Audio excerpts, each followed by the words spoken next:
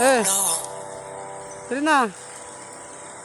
Kaya baba ng kalsada, dito na ba tayo bababa?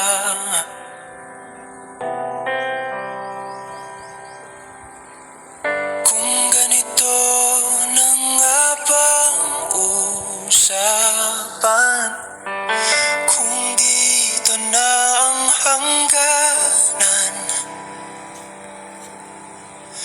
dapat sigurong iwasan ang mga minsang